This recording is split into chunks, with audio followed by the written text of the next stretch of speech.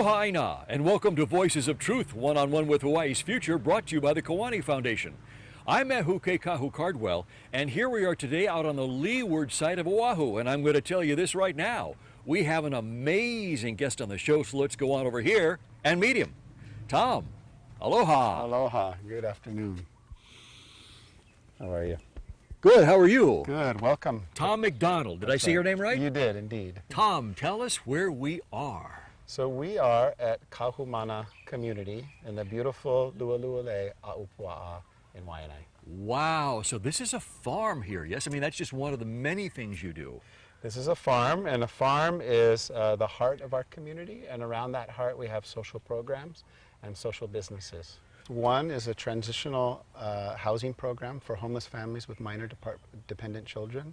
Over the years, we've built or managed 130 homes, so each one of those homes has a family transitioning from homelessness. They're part of a 24-month program.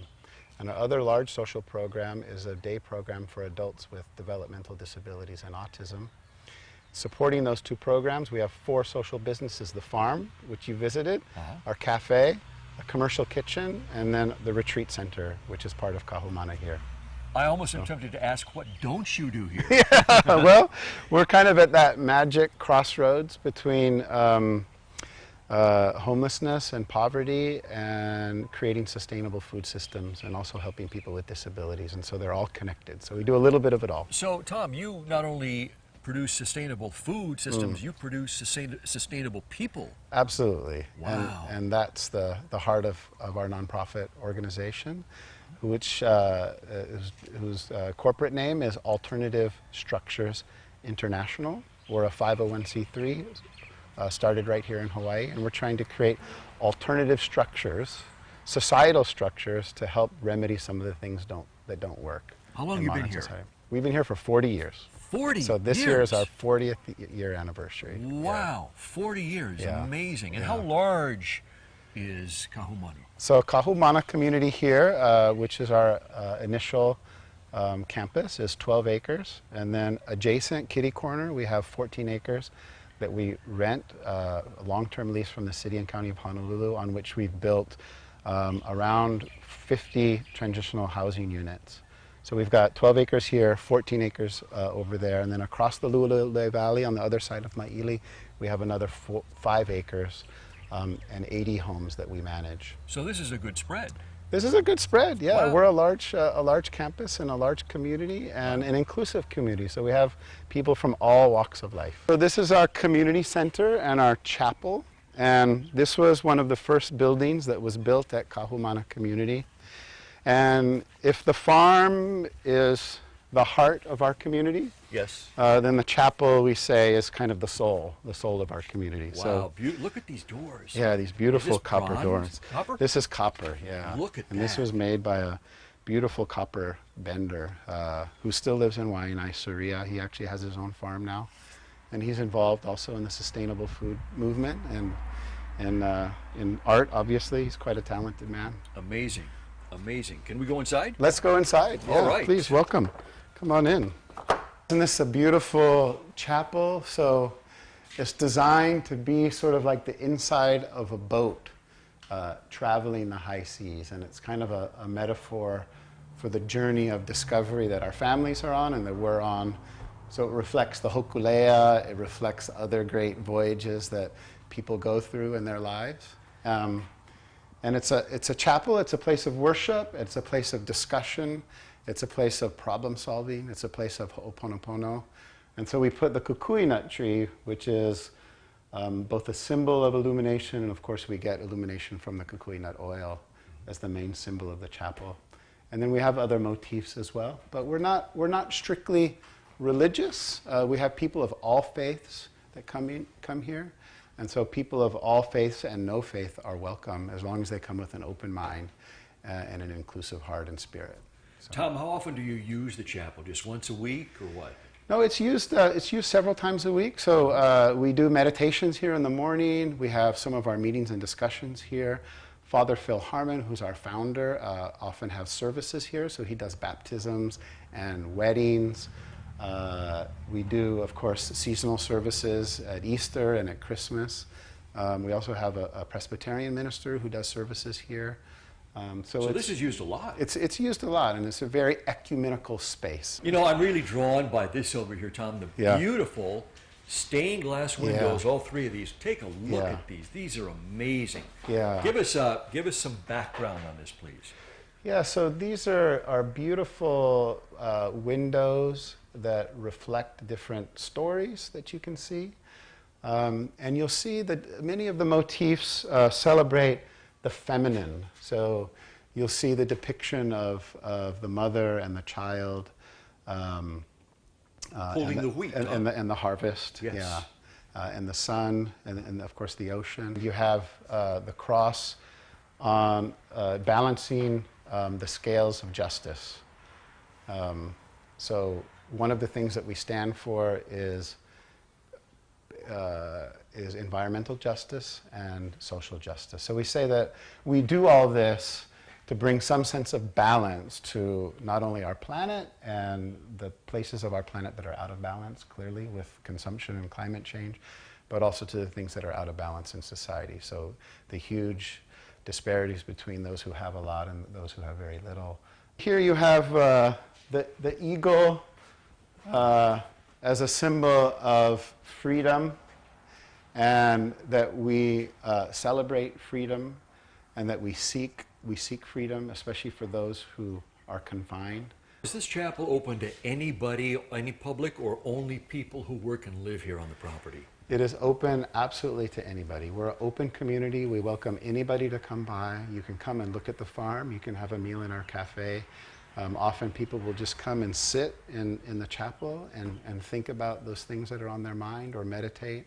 Often they'll seek out a little bit of help from some of the people that we have around here, and it's just a good open community space, a place of welcome, and a place a place to come and do sort of deep thinking and get new insight into things in your life. Wow. All right, so as great as the chapel is, I know there's a whole lot more you want to show us here. Yes. So can we go to the next stop? Yes, let's do it. All right. So Tom, now that we're outside, I got to tell you, when I was inside there, it felt from not only the ceiling but the floor and the walls, like I was in some kind of ship in there. Yeah, that's right. I'm glad you felt that. That was very intentional from the architect and the carpenters that built it. They wanted it to feel like a ship of discovery, an ark, a protective ark, or a hokulea on a voyage of discovery. Right, but here's the other amazing thing. With the doors closed before I went in there, Yeah. I would have never guessed what the experience was Yeah. and what I was going to see Yeah. before I went in. Yeah, so that's another thing that they actually had in mind when they built it. Sort of a little secret behind the closed doors. You open up the doors, and then you discover something. You discover a place, and hopefully you discover something about yourself as well. So it's kind of opening doors to parts unknown. To kind of like a voyage. Yeah, like a voyage. Yeah. Wow, amazing. And maybe a secret, a little secret that wasn't obvious from the outside, but you open the door to your heart and to your mind and to your thoughts and to your soul, and you discover new things. So here's our patron saint. We're not strict Catholics, but we all love St. Francis. Wow. And how long has St. Francis been here, the statue? St. Francis has been here since the beginning. I think he arrived in about 1977. Tom, So I got to tell you, he doesn't look any worse for wear. He does pretty well, doesn't he? He looks as young as the day he got here. That's right. Wow, and look at these beautiful bougainvillea. Yeah, aren't they doing well? Yes. And you know, St. Francis is a great symbol of the type of thing we're trying to create here. You know, he gave up all his earthly possessions and donned a simple robe and worked with people in poverty, and of course loved the animals and got close to the earth. And so he's a great patron saint of ours, and he's a person that we all agree about. You know, there are many controversial figures, and so everybody agrees from all faiths that St. Francis was a great guy. Well, he's an inspiration too, isn't he? Yes, he's a deep inspiration. Yeah, wow. And I just love, as we walk around here, all the different hues and colors of the flowers in bloom. Isn't this gorgeous? Aren't they beautiful? Wow. And so St. Francis is at the center of our community. And he kind of sits between the various buildings. So on this side, we have our program for adults with developmental disabilities. This one over here? Yeah, over here. Okay. And so we have a very lively day program for adults from the west side, actually from all over. People live in there? No, people just come here for a day program. Gotcha. And then we have a small residential program over here. So this is part of our residential program. Look at the architecture of these homes. Yeah, amazing. Isn't that beautiful? And same kind of thing with the chapel. They were designed to inspire, you know, to feel like you're living in an energetic space. And so look at these old rectangle buildings. These were actually 6 barracks that were donated from the Air Force. No kidding. 2 on that side, 2 in the middle, 2 on that side. And they had built them just like that? No, they were posted. They were just boring rectangular barracks. Okay. So the Air Force came many years ago and posted them. And then our architects and carpenters sort of did their magic on them. They built bridges between the 2. They built a second floor. On that building, you have that beautiful form on the second floor. And on here, you have the star, you know, the star house on the second floor as well. Tom, you know what they remind me of? Tree houses. Yeah, they are. And I can remember the day I came to Kahumana in about 1978 or 9. And remember when I was in high school, the ceremony of planting this earpod tree. How big was it? It was a tiny tree. It No was like kidding. this big. That one right there? That was this big, yeah. No And kidding. 30 years later, look at it. It's this, Whoa. in fact, we just had to trim it because the limbs were coming way, way out. Wow. And so that's a 30-year-old tree right there, 35-year-old Wow. tree. So Tom, who lives in these 3 houses here? So there's mixed use. So this house on the right actually is part of our retreat center. So Kamehameha schools come for 6 weeks in the summer and have their retreat camps 1 week at a time. We've had yoga retreats there. We have the Waldorf School come for practicums on the farm. So that's a retreat center. So individuals, families, weddings, schools, yoga groups can rent out the entire retreat house or 1 room at a time. And then we have a group home there for and a group home there as well for adults with developmental disability, or for adults with disabilities and their caregivers. Wow. You know, the feeling, not even being in those things, but standing here looking at them, it's just such a feeling of serenity and peace. Yeah. I tell you, if I went in one of those, Yeah. you'd never get me out. Yeah. Well, I would never leave. Well, I'm glad you say that, because that was also the hope, that these buildings would be part of the process of healing. It's hard to heal in a rectangular or square cube or a cell, you know, or a stark white room. I mean, hopefully you have a place where there's good energy, a place of beauty and harmony with nature that can transform the way that you feel. I mean, we rely now in modern medicine with all these psychotropic drugs that help us feel better, and we try to take a more sort of holistic, natural approach, and by creating an overall environment with good health, good food, good community, and a place of beauty and peace and tranquility to live, and use those forms of transformation instead of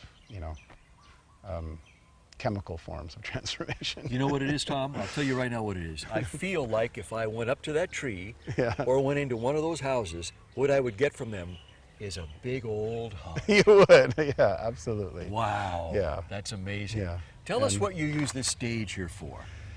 So like so many things here, like our chapel, like our farm, like our buildings, it's a multi-use stage. So every quarter we have a quarterly staff meeting where all of our 75 staff come and we discuss the sort of the state of our organization.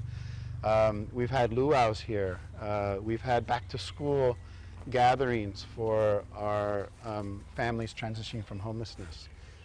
We've had farm festivals. Really? And performers on this stage. We've had hula halal. We've had independent schools and home schools perform Shakespeare.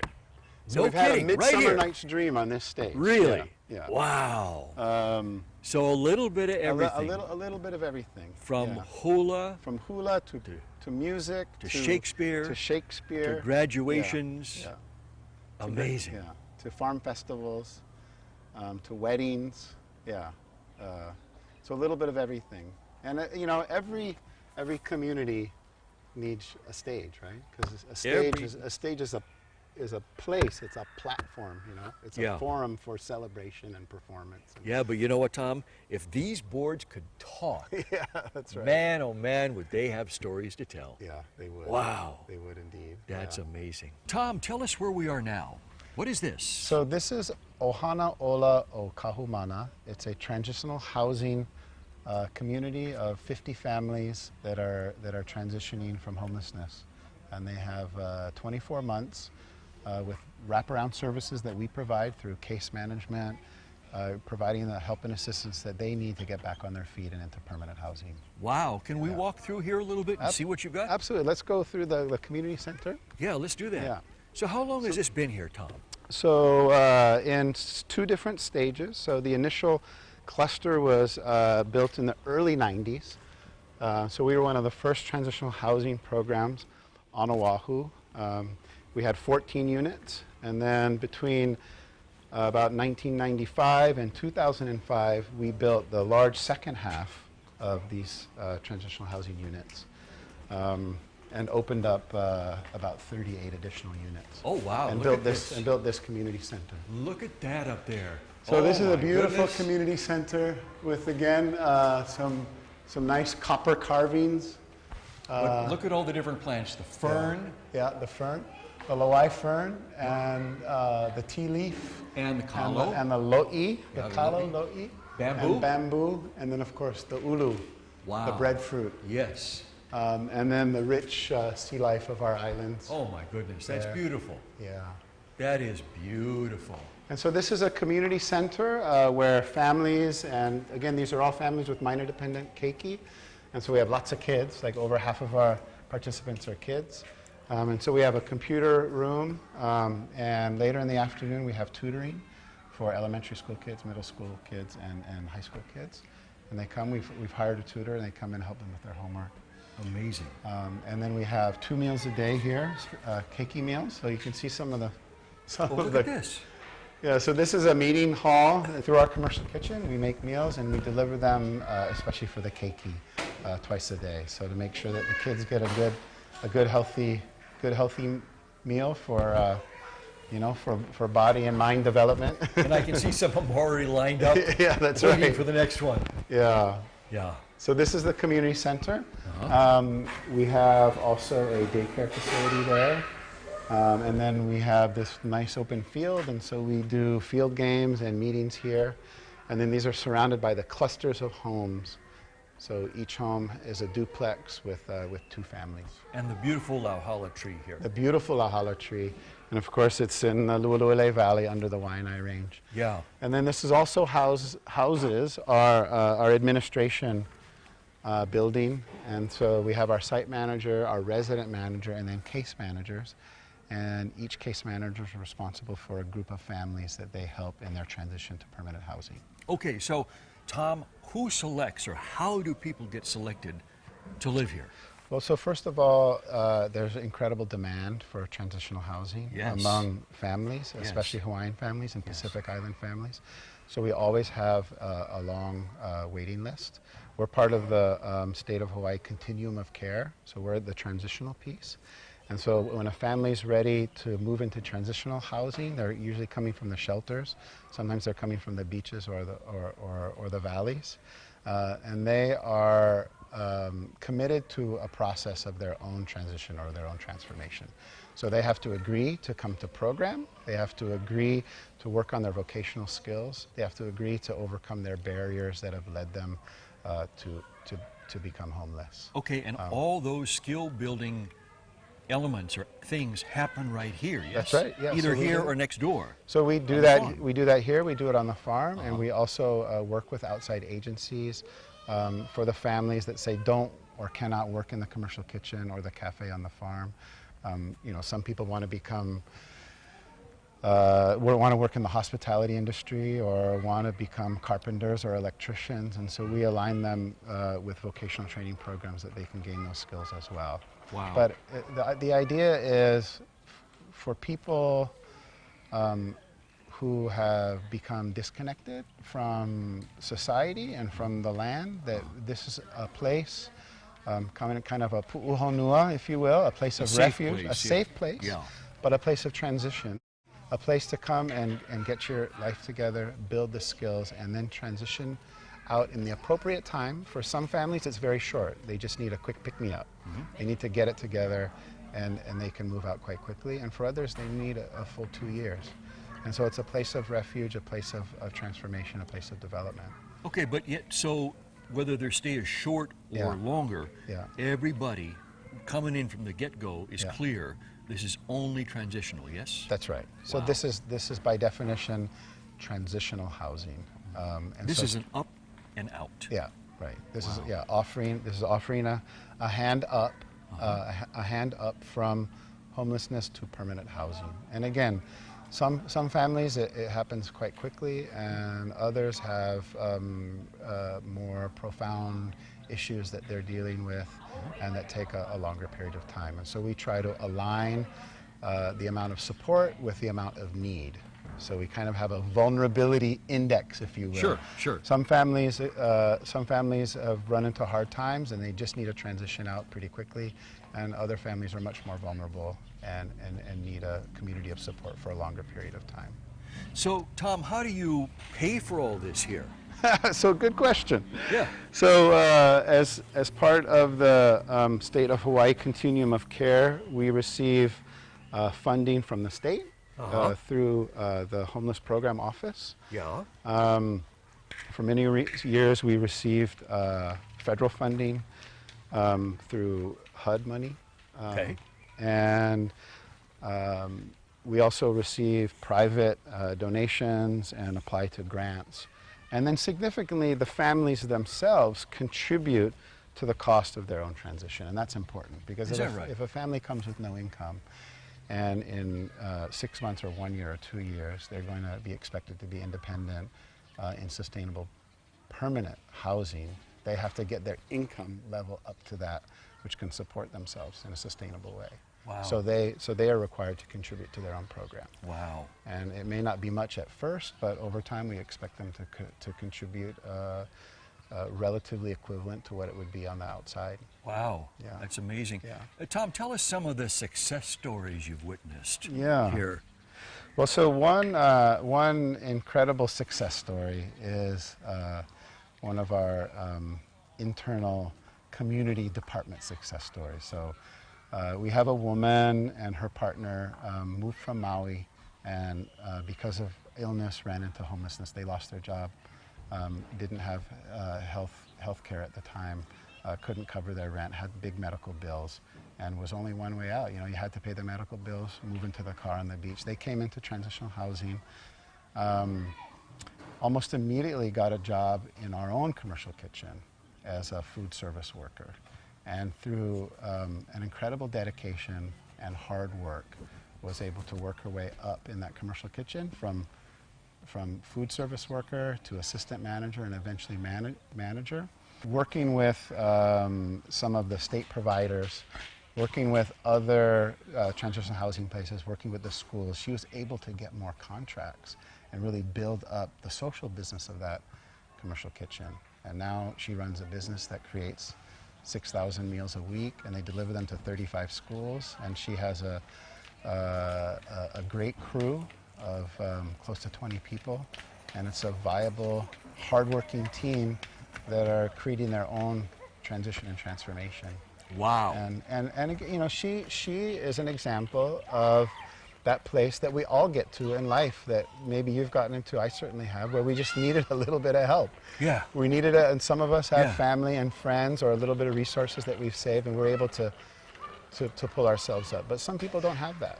Yeah. And that's what this place is about, to offer that hand up for a short or a slightly longer period of time for them to reconnect with society and get back in the groove. Tom, what has this been like for you to be here, to manage this place, but I mean, mainly to witness things like that? What has that been like? What does that feel like to see that? It's really made me realize that we're all the same. That there is incredible talent. There is I mean, this group of kids, they're just like any other group of kids. You know, some have incredibly high IQs. Some are incredible athletes. Some are incredible artists. These kids are no different than any other kids. And if we create an environment that can nurture those skills, can help them to reveal their gifts, and that includes people with disabilities as well, that we all have gifts. And if we're in the right environment, those gifts can be revealed. And these folks have really taught that to me, and taught that to me about myself as well. Wow, that's amazing. Yeah. That's amazing. And there we have to leave it. Tom, thank you so much for having us out here at Kahumata Farms. It's an amazing place, and you guys have just done amazing work. Please keep doing what you're doing. Well, thank you very much for visiting, and we welcome you to come back, especially when we get that stage fired up. Come back and have some gumbo. I'll be back for the Mardi Gras, baby. All right. Mahalo. Mahalo to you, and mahalo to our viewers for joining us here with Tom at Kahumata Farm. And remember, you can watch Voices of Truth on the web at voicesoftruth.tv.com, and you can like Voices of Truth on Facebook. I'm Ehuke Kahu Cardwell for the Kiwani Foundation. And until next time, ahui ho!